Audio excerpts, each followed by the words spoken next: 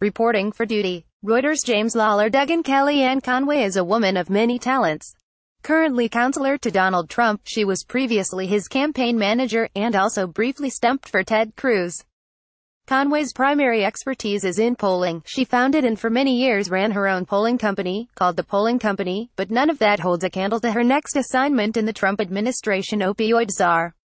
In a news conference on November 29, U.S. Attorney General Jeff Sessions said that Trump had asked Conway to coordinate and lead White House efforts to combat the opioid crisis, which Trump declared a national emergency last month.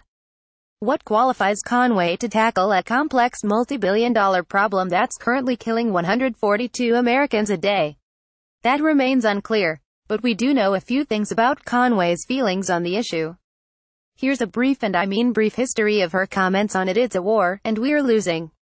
At a presidential briefing in August, Conway, speaking alongside then Secretary of Health Tom Price, who has since resigned, called the opioid crisis very complicated, and said that, currently we are on the losing side of this war.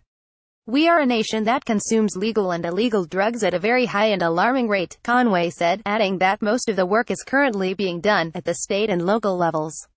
Conway characterized the crisis a nonpartisan issue in search of bipartisan support and bipartisan solutions. The best way to stop doing drugs is to never start at all. After Trump declared opioids a national emergency in October, Conway spoke to Fox News about his speech, saying Trump had echoed the message that many healthcare providers and elected officials say, which is the best way to stop people dying from overdoses and drug abuse is by not starting in the first place. Conway said the administration's efforts would focus on prevention and education, treatment and recovery, and interdiction and enforcement. It all comes down to will. In a June interview on ABC News, George Stephanopoulos asked Conway how the then proposed cuts to Medicaid and the then GOP healthcare proposal would hit addiction sufferers, and why the White House had failed to increase funding for the opioid crisis. It takes money, and it also takes a four-letter word called will.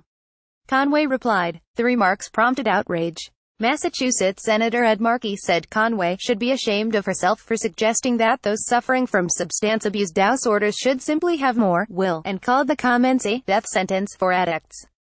They're scant details, but these comments offer about as much guidance as the administration has offered on the whole. Trump has yet to disclose what level of funding and what sorts of initiatives will be involved in the effort to combat opioid addiction, though the Drug Enforcement Agency today announced plans to open a new field division combating opioid addiction in the South. In his speech on Wednesday, Sessions called Conway exceedingly talented and said she understands messaging. Hope that means clarity is on the way.